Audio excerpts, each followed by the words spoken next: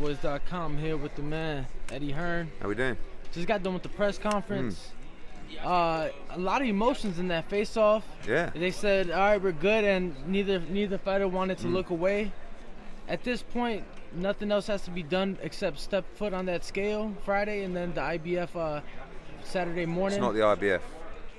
So no, is that no in the IBF. contract? Yeah, it's just the requirement, the general requirement, not from the IBF. So, but for both fighters, correct? Yeah. At this point, I mean, what's left of fight week? Just relax. The hard work's done. Enjoy the week. I mean, it's an incredible occasion, an incredible experience. You know, we saw with the Grand Arrivals yesterday, with a press conference today, the weigh-ins at the T-Mobile is going to be mad. This is everything, you know, that you want to be involved with, as a fighter, as a promoter, as a team. You know, this is the big time. And I know how much it means to Danny Jacobs. You know, I think at the end of the day, this is about greatness. This is about the elite level of the sport. Two guys trying to be the number one in the division. And I have to ask, Friday you were in LA for a phenomenal card at the Forum. Probably not a great idea to have it on a Friday anymore. No, Friday was tough, yeah. But you know, it's about the quality that you're producing. Absolutely. And for the 5,000 that were in there, every one of them will be back. Every one of them had a phenomenal night.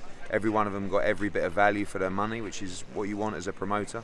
And for me, it was the card of the year so Absolutely, far. I could agree. Now, we saw you in town, meeting with Devin Haney, new signee to Dazn. Tomorrow, big press conference. What do you expect out of Devin upcoming? I mean, not even 21 years old yet.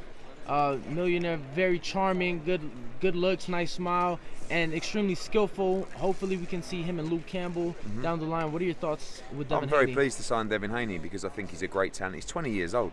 He's had 21 fights, you know, so he's a baby really of the sport, but really his ability and his mindset is well beyond his years. You know, for a kid to be living in Vegas and having a lot of money and living on the strip, my advice would be don't do it. But for someone with a mindset of Devin Haney, you know, maybe with a mindset of someone who understands the sport, maybe another great fighter that we represent, like Tevin Farmer, you know, these people understand how to live. You like that, Tevin? Tevin, step in real quick. We got Tevin. But you know, like you get a lot of great young fighters like Devin Haney, right? To have the discipline and mindset he has. I mean, I've been watching him down the gym. He lives and breathes the sport of boxing. It's not about going out. It's not about, you know, going to clubs. It's just about boxing. And some people, like, he hasn't been through the rough times yet in the sport. He will, but it's almost like he appreciates their coming and he's going to do everything he can to avoid them. This is a guy who has been through that, and he's a great role model. And actually, like, I want him to sit down with young fighters that we represent and say, Tevin, tell him about the other side.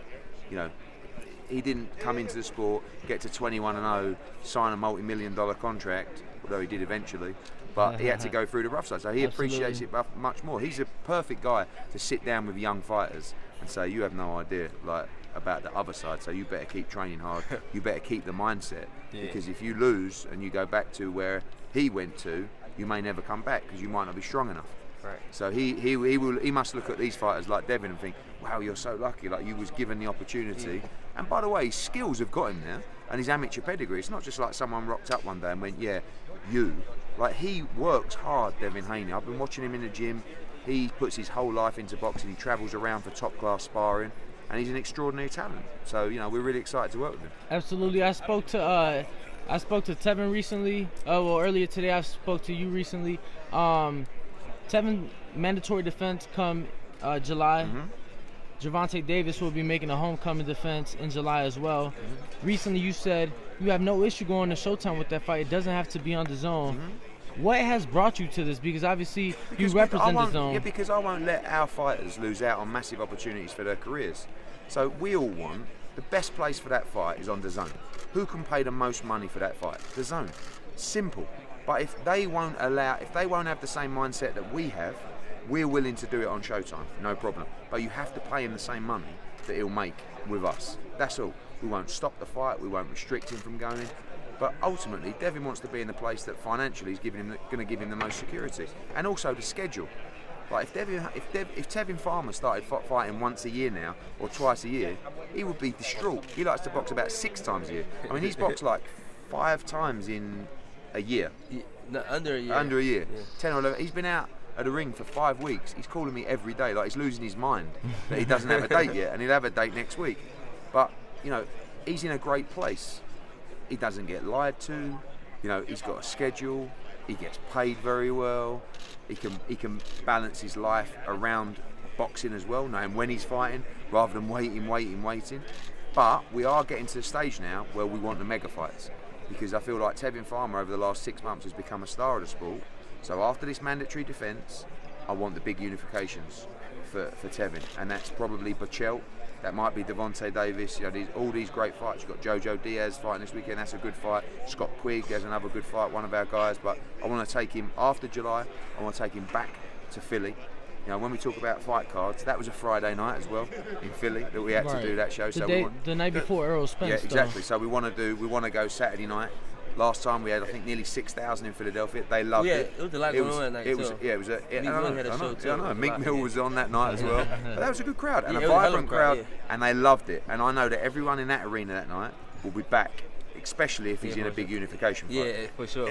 And how big it is to work with everybody, regardless of promotion or the politics, but to get your fighters, regardless of who they are, that top fight. Like, honestly, like I can't tell you, being involved in something like this week with Jacobs Canelo, fuck the money. I mean, the money's there, and it's our job to make sure the fighters get it. But you can't take away that buzz of seeing your guy up there, walking in a ring with him, being part of the team that week. And that's why I want Tevin to unify the division, because I want to see him go on and add more belts to the collection, be a great. Because I know he's got the mindset and the ability to do it, but you have to provide him with the opportunities. That's why I'll never restrict him for taking another huge payday or another big opportunity if it means creating a legacy. And not just a financial legacy, but a legacy within the sport. So, you know, I'm happy to work with anyone. You know, we've got this. Someone asked Devin Haney yesterday, you know, you signed with Eddie Hearn. He said, yeah, you wouldn't believe how many people were phoning me up saying, don't sign with Eddie Hearn. Whatever you do, don't sign with Eddie Hearn. I'm talking about advisors, I'm talking about broadcasters, I'm talking about so that's what we're up against. But people like Tevin are the guys where I can say to other fighters, I tell you what, ask Tevin Farmer, because the best spokesman you can have is a fighter. So I feel like I said to, and when I signed Tevin, I probably said to him, speak to Danny Jacobs, you know, speak to Demetrius, speak to Devin Haney, speak to Tevin, because these are the best spokespeople for you. If you treat them fair and you treat them with respect and you deliver for the fighters, they're not going to say bad things about you. So that's what it's about for us, is getting credibility away from the haters saying, no, don't go to Dazn, don't go to Eddie, you can't do that, it'll be a disaster for your career. What planet do you live on? What do you want to do? You want to box once a year and get told, oh, there's a date coming, next date coming? Exactly, or box 5 times a year, make a load of money and be part of a team that's enjoyable to be around. Would this be safe to say that this is the biggest week of the zone history so far, and matchroom boxing? Yeah, matchroom boxing USA. Yeah, for sure. Yeah, we've done some huge events worldwide. This is a massive event. You know, it's all very well saying pay-per-view is dead, and you know, American fight fans are forking out $80, $90, $100 every month for one night. Look at the last 3 pay-per-views. No guys won a round in the B-side corner. On the undercard, no guy has won a round in the B-side corner. Yet you guys in America are still willing to pay $80 or $90 or $100 for a night of pay-per-view. You could spend that and get the entire year on pay-per-view. And what are you going to get in that year? You're going to get Canelo Jacobs. You're going to get Usyk heavyweight debut at the end of the month. You're going to get Anthony Joshua's American debut. You're going to get the return of Golovkin. That's just in the next 5 weeks. Then you've got Canelo or Jacobs versus Golovkin. You might have Joshua against Deontay Wilder. You might have Tevin Farmer against Tank. Demetrius against in an undisputed fight. That's all for the night of one pay-per-view. Like, how can you even consider not buying Dazn for a year? It's like it's giving value away. Eddie, can you expand upon being a social media star this week with the picture with Dana White?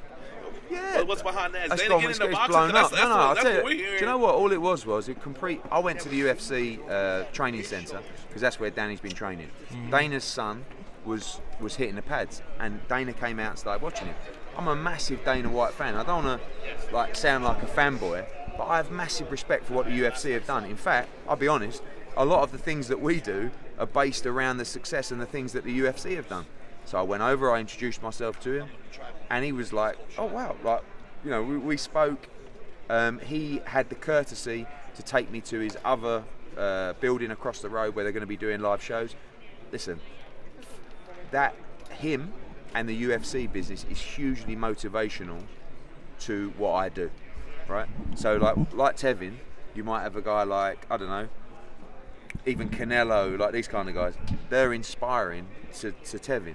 So if he meets Canelo, he watches a Canelo fight, he sees Canelo train, it gives him a bit of fire in his belly. Well, that's the same with me when I'm around Dana White or UFC, because I realise that what we've created is nowhere near yet at the level that the UFC have created as a business. And it's highly inspirational for me to be around people like that and be around a business like that to show me that we have a long way to go. Because just when you think you've cracked it, you know, we're in the UK, we're the biggest in the UK, you go and meet the UFC guys and you look at that business and you think, wow, we should be doing this, we should be doing that. And for me, as a business guy, not a fighter, that's the kind of thing that motivates me, put fire in my belly. So, you know, it was a real, it was very kind of him to have the courtesy to show me that. I was really impressed by meeting him. Would you get him in into the boxing side? Well, I think he's going to. You know, I think it's only a matter of time. You know, I did tell him that it's not like the UFC.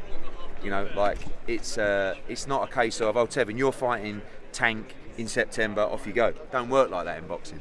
And that will be very frustrating to him, because he was saying to me, like, how can Wilder not fight Joshua? Like, what is going on? I said, mate, this is the frustration of boxing. So it's very different to UFC. There's also the perception in UFC that fighters are sort of bound to the UFC and it's a very unfair contract. I've got to say, like, when you look at the facilities that are available to the fighters, you know, you've got this gym, you're training, you've got this restaurant, you've got all this supplements. Yeah, incredible. I know, it's incredible. I just changed the topic about Oscar Rivas. Yes. White. What do you think about that? I think it's a brilliant fight.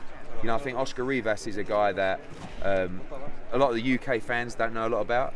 In boxing, everyone's saying that could be one of the fights of the year. You know, he's coming off a great victory against Bryant Jennings, knockout in the 12th round. That's the reason you signed him? Yeah, he's also a very good amateur as well. He's very explosive, and for me, Dillian Whyte is one of the best heavyweights in the world. So July 20 in London, that's a massive heavyweight fight. After this fight, he's going to be fighting Oscar Rivas win Joshua. Yeah, I think the winner of that fight should be asking for a world title shot immediately. That's the first Colombia in the heavyweight division. Yes. Good fighter. Dangerous fighter. Eddie, gotta ask. Obviously, you were just talking about Dana and how he mentioned, well, why can't Wilder Joshua get asked? Mm-hmm. Wouldn't you say the UFC is basically just like a sanctioning body in a sense? Because I mean, you have other MMA. You don't really have a choice of who you're going to fight, really. Right. You know, like until you get to a certain level. In a way, that's great for the sport. You know, sometimes people might say it's not as fair to fighters, but that's what you sign up for. And what you do see in UFC is the top fighters fighting the top fighters without any aggravation, really. So, you know, now in boxing that's very different, because you have different broadcasters, you have different promoters, you have different advisors, different managers, and it's extremely frustrating. Again, like going back to Tevin, him against Tank, there's not many more natural fights that should happen in a division. Absolutely. That is really a fight that should just get made like that. Absolutely. So, but it's very frustrating when you're continually making offers to a promotional company that, in my opinion, I think that too many promotional companies are thinking about their business rather than their fighter. So let's look at Gervonta Davis. I believe that Mayweather Promotions are thinking, well, I can't really let Gervonta fight on Dazn because it won't be good for my relationship with Showtime. What's that got to do with Gervonta Davis? Right. Like, if Gervonta Davis saw that offer, he would go, I'm in. Do you think he's seen the offer? Because Gervonta, Probably not. I know you're very active on social media. Yeah. Gervonta on a few different occasions tweeted you like, heard you made me an offer. Yeah, probably not. I'd be very disappointed if that was the case. I mean, you imagine that someone made you an offer and I didn't tell you the offer. Like, you know, exactly. Right. So, but there's going to be other offers going in. You know, we're just working on our schedule now from September to December on Dazn, and one of the important nights is for Tevin Farmer to unify the division. So we'll be making significant offers in the next couple of weeks to the champions to make sure that they fight Tevin Farmer. So obviously Gervonta being one of them, but next weekend we have Miguel Berchelt in action. Yeah, that's a brilliant fight. I mean, that's a tough fight for Tevin, but I feel like his style is very well suited to Berchelt. You know, obviously there's a massive Hispanic following on the Dazn platform, so Dazn would love that fight. I think Tevin would love that fight as well, and it's definitely something we're very interested in. And then the natural question on top of that is, what happened to the Jojo Diaz fight? Because I know they both were online. Yeah, at the end of the day, I mean, Tevin's in the good position now where, like, with all due respect to Jojo Diaz, he's just another guy calling out Tevin Farmer. So he is a good fighter with a good name, but we've also got a dozen Jojo Diaz's that want to fight Tevin Farmer. 4 dozens. 4 dozen. 4 dozen Jojo Diaz's. So if Tevin turns around to me and Lou turns around to me and says, yeah, we'd like Jojo Diaz, then he's, you know, I'm not saying he's not in consideration, but really the priority is mandatory and then unify the division. Eddie, having you here and having Tevin here, I want to go back a little bit. Last time Jake was fought, obviously it was against Derevchenko. I was in New York with both of you at the press conference to announce the fight, and Tevin had just signed. He had just claimed the world title and just signed with you, and his words to us were that signing with Dazn and with Matchroom changed his life. Now, several months later, that was back in late August, early September. Several months later, can yourself and can Tevin, can you guys touch on what's changed or how much more your life's changed? Because at that point, he had no fight with you, and he had already said that signing with you changed his life. It's about having a solid future.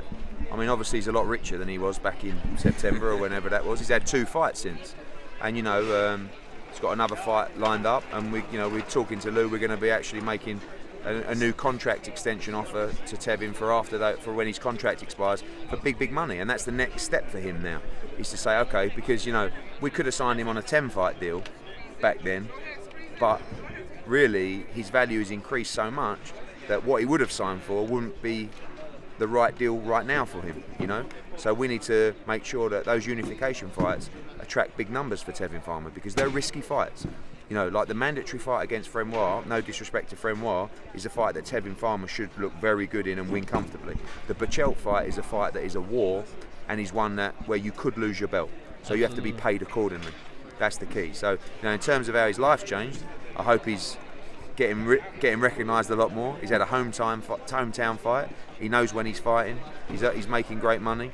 So, you know, I believe he's happy. That said, would you say Canelo made a mistake? Because you just touched on how you could have signed on a 10-fight deal. Well, that's exactly what Canelo did. No, because that's a lot of money to turn down. It's different. Yeah, the money situation way different. Yeah. He already had star power. Yeah. So his stock's not really going to go up too much. Yeah, exactly. From here. Whereas Tevin, when we signed Tevin, he's like that guy where the hardcore boxing fans know him, but the general public don't.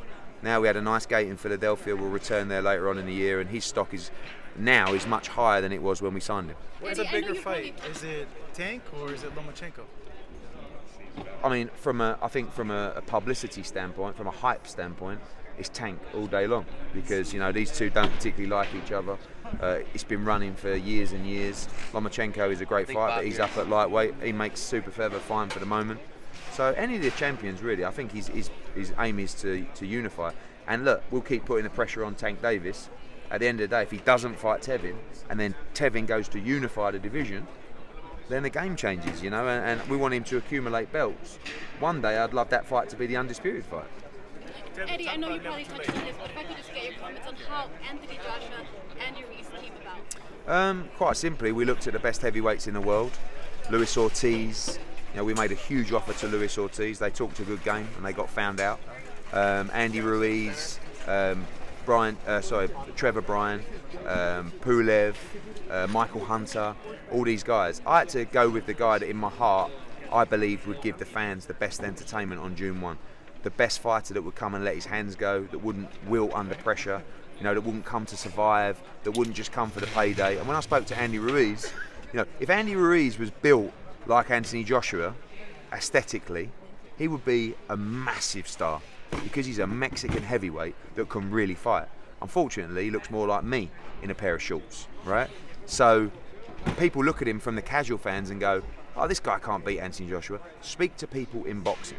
You know, speak to Oscar De La Hoya, speak to Canelo, speak to Jesse Vargas. They've all come up to me today and gone, your boy better get ready for that fight, because he's a handful, you know. So that's a good fight. For Joshua, he remains the same. He will fight absolutely anyone. He does not care. He wants the challenge. It's a banana skin against Andy Ruiz, because everybody will be looking at it saying, oh, he's going to knock this guy out.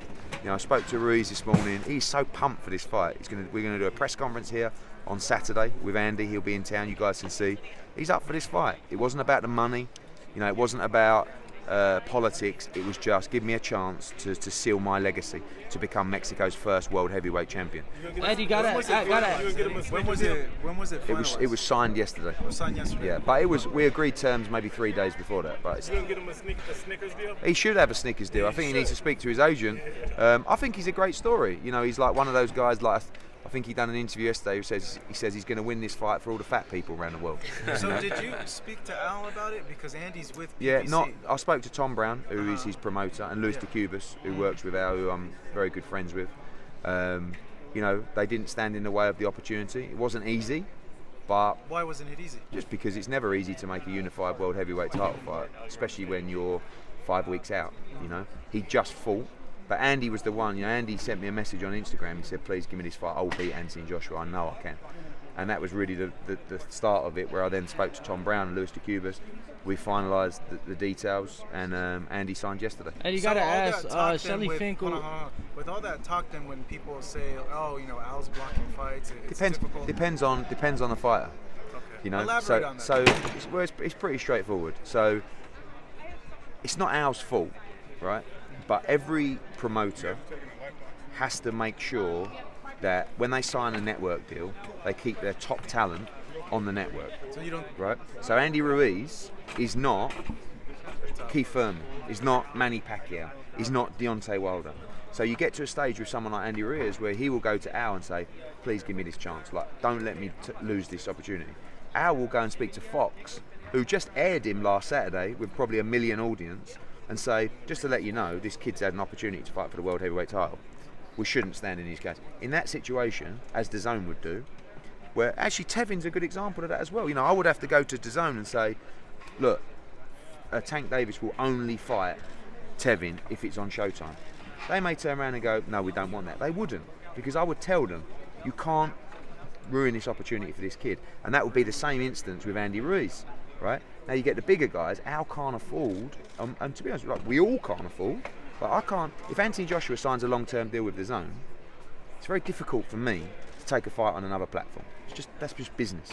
So when you say, oh, it's great that Al let him take his fight, yeah, he did let him take his fight, so he should do as well. But it's a different scenario when you're talking about Errol Spence or you're talking about those kind of guys, because, and I don't blame Al in that sense, you've got to do the right job for the fighter, but he also has to say, well, you've signed with my network, so that's where you should be boxing. But in the Andy Ruiz instance, how can you let a guy who's now going to make millions of dollars achieve a dream of trying to win the world heavyweight title? Andy feels he should be world champion. Andy feels he beat Joseph Parker in New Zealand. It was a very, very close fight. So, you know, we thank those guys for allowing this fight to happen. So they should. But, they, you know, could they have blocked it? Yeah, maybe. I mean, there would have been a... So with those marquee guys that you're talking about, then how do we get around that and make these I don't know. Because just typically boxing. It would be make a pay-per-view. The way you get around it is for the fight to become so big you can't ignore it. But then Pacquiao against Mayweather. But then that's the whole Dazn streaming. It's not pay-per-view. That's like a whole no thing. Like that goes against the business philosophy. So that's going to be a big problem. I'm talking more about Crawford against Spence, fights like that. Well, like Wilder Joshua. Yeah, well, Wilder hasn't got a network deal, and nor has Joshua. It's likely Joshua will sign a long-term deal with Dazn. It's likely that Wilder will do the same with Showtime. That's when you have to come together. I will not allow Joshua to sign a network deal that will prevent him from taking an undisputed fight. I think the only person right now who signed a network deal that will prevent him fighting on other networks is Tyson Fury. But he doesn't really care. Like, he's won the World Heavyweight Championship. If you said to Tyson, like, do you want to be the undisputed champion? Yeah, he does. But he also wants to make as much money as possible. That's why he's making a lot of money for fighting Tom Schwartz. So, and turned down an ordered fight with Deontay Wilder. So you have to practice what you preach in that respect. So that said, Shelly Finkel just recently spoke to the Boxing Voice. Saw it, very disappointing. And said how they don't have plans to fight. Well, I AJ hope now the Boxing Voice that have given Anthony Joshua a lot of stick over the years. Surely when you hear an interview like that, you have to say to Shelley, like, hold on, we've been backing Deontay Wilder saying he wants the Joshua fight, he wants to be undisputed. Here is a guy that for years and years and years has said one face, one name, one champion. All I want is one heavyweight world champion. All I want is this. And you let a guy come out and say, nah, we've got plans, we'll talk about that in a year's time. A year's time? Like, I can't understand. If you're Deontay Wilder, why would you not fight Anthony Joshua for double, treble the money you're making anywhere else? It's there for him. You know, that's like Tevin turning down a fight for 3 or 4 times what he's making at the moment to be the undisputed champion. It wouldn't happen. So why is this happening? don't you think maybe he was saying that to kind of stir the pot because he called back? No, I don't. Because I know he's not. Because I know that Ortiz has already been promised the Wilder fight. I know that Konaki has already been promised the Wilder fight. So we're not just talking about 2020. We might be talking about 2021 when Wilder's available. It's bullshit for the sport of boxing. It really is. And it's annoying because certain people without the brain capacity to understand what is happening presume that Anthony Joshua doesn't want to fight Deontay Wilder. You couldn't be more wrong. You could not be more wrong. This guy will fight anybody. And he was ready to fight Wilder a year ago, and he'll be ready to fight him in 2 years if he has to. But why can't we make it next? After Ruiz, after Brazil, if we win, why cannot we make that fight next? I don't understand. Do you truly think that Wilder is avoiding the fight? Well, then take control of your own career. You know, he always says in interviews, you know, oh, these promoters don't let you do this and you've got to be in control of your own career. If you want the fight, take control of your own career. Have the balls to step up and say, guys, I really appreciate everything you're doing for me, but I want Anthony Joshua. I want the undisputed fight. Don't let people talk you into, oh no, have another fight there. That's good, mate. Like, make the fight the fans want to see. We can't make it any more plain and obvious. You know, so whether Shelley's trying to stir the pot, I don't think he is, because I know behind the scenes all these other guys have been offered the shot. You know, when we're speaking to Konaki about taking the Joshua fight, no, I'm fighting Wilder. What do you mean you're fighting Wilder? I've been told that fight's done. He's going to fight Ortiz, then he's going to fight me. And we're sitting there like, what? So you want to fight a guy you've already beaten and Adam Konaki before you want to start thinking about the undisputed fight, the biggest fight in boxing, bar none. There's nothing bigger. How can we have more unity and less division in our sport? It's very difficult. It's very difficult. You have to crush the egos. Is it all money? Is it all money to his question? No, I think it's ego as well. Like, boxing is a business that really makes you bitter and horrible, right? But over a certain period of time. So luckily, I'm not there yet. One day I will be. And I'll be sitting there with my, and voodoo dolls and like things like that, right? But right now, all I want is to make great fights. It doesn't mean I don't have an ego. Of course I do. You guys know that. But like, the one thing I like about Bob Arum is that you could call him every name under the sun. You could like vocally abuse him for 24 hours to his face. He'll still call you that night and make a deal on a fight, right? Sometimes I think other people don't really do that, and I think with the Shelley Finkel situation is we didn't see eye to eye, so he's decided I'm not going to do the best for my client, right? Just because Eddie Hearn called me Shirley Winkle, so I'm not gonna do a deal with him now. I mean, how ridiculous is that? Like, but I'm learning about the American like sense of humour and stuff like that. Like, I've got to tone it down a bit because we have this thing called banter in the UK. Like, I thought Shirley Winkle was hilarious. Like, everyone phoned me up saying this is so funny. Apparently, reporters were phoning him up saying, "Hey, Shirley Winkle," and he'd go absolutely mad. But like, how can you not laugh about that? You know, He's like, an older man. You know? Yeah, but people see it as disrespect. I don't. I just see it as a bit of fun.